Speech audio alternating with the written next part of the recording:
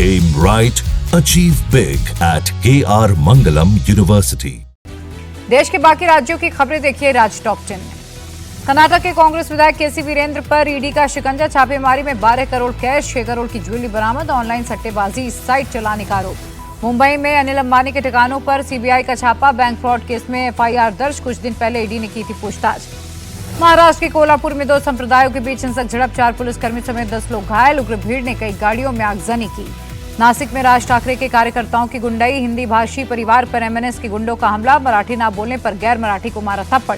नागपुर में salon spa के yard में चल रहे जिसमें फरोशी के धंधे का खुलासा, पुलिस की छापेमारी में 2 लड़कियों का रेस्क्यू, मैनेजर और मालिक हुए अरेस्ट। दिल्ली में 2.5 करोड़ की लूट की गुत्थी सुलझी, फर्जी सीबीआई ऑफिसर बनकर लूट करने वाले 2 लोग अरेस्ट, लूट के 1.25 करोड़ रुपए बरामद। पंजाब के होशियारपुर में एलपीजी टैंकर में धमाका, हादसे में 2 लोगों की मौत, 20 से ज्यादा लोग झुलसे, 2-2 लाख रुपए की मुआवजे का ऐलान।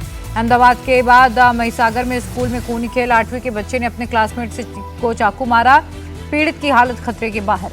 पश्चिम बंगाल के मैनागुड़ी में दिल दहलाने वाला मामला, धारदार हथियार से हत्या के बाद पत्नी का दिल हाथ में लेकर घूमता दिखा पति, पुलिस ने पकड़ा। जम्मू कश्मीर की उमर अब्दुल्ला सरकार का बड़ा कदम, प्रतिबंधित संगठन जमात इस्लामी और फलाह-ए-आम ट्रस्ट के 215 स्कूलों को ओवरटेक किया।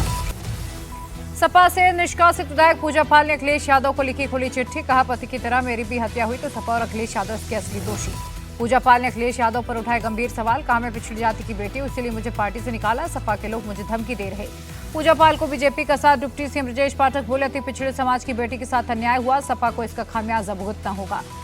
यूपी न्यायिक सेवा संघ के सम्मेलन में पहुंचे सीएम योगी, लखनऊ हाईकोर्ट के कैंपस में 42वें सम्मेलन का आयोजन, कई जज और वरिष्ठ वकील हुए शामिल।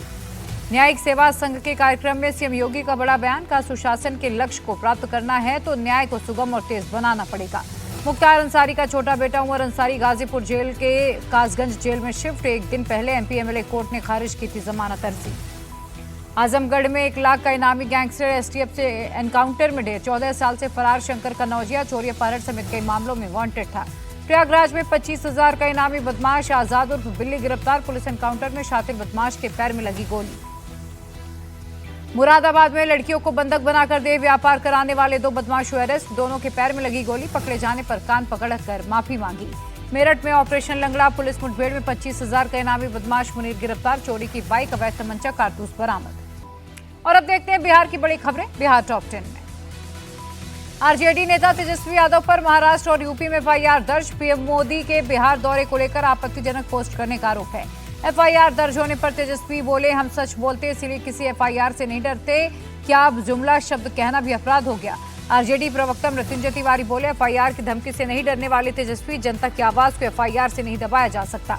तेजस्वी के खिलाफ एफआईआर को लेकर भड़की कांग्रेस, शकील अहमद खान बोले, 1000 एफआईआर दर्ज हो जाए तो भी कोई फर्क नहीं पड़ेगा। जुमला वाले पोस्ट को लेकर जेडीयू नेता अशोक चौधरी का तेजस्वी पर अटैक, कहा उनकी विचारधारा ऐसी, सार्वजनिक जीवन में मर्यादित भाषा का होना जरूरी है। राहुल गांधी और तेजस्वी की वोटर अधिकार यात्रा का आज 7वां दिन, आज कटिहार से पूर्णिया तक जाएगी यात्रा। वोटर अधिकार यात्रा के दौरान कटिहार में किसानों से मिले राहुल, मखाना किसानों से खेतों में जाकर बातचीत, मछुआरों से भी की मुलाकात।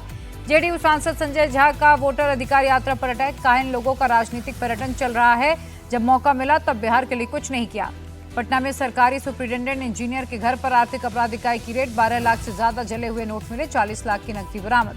पटना के शाहजहांपुर में दर्दनाक सड़क हादसा, ट्रक और टेम्पो के बीच जोरदार भिड़ंत, नालंदा के रहने वाले 10 लोगों की मौत, 4 जख्मी।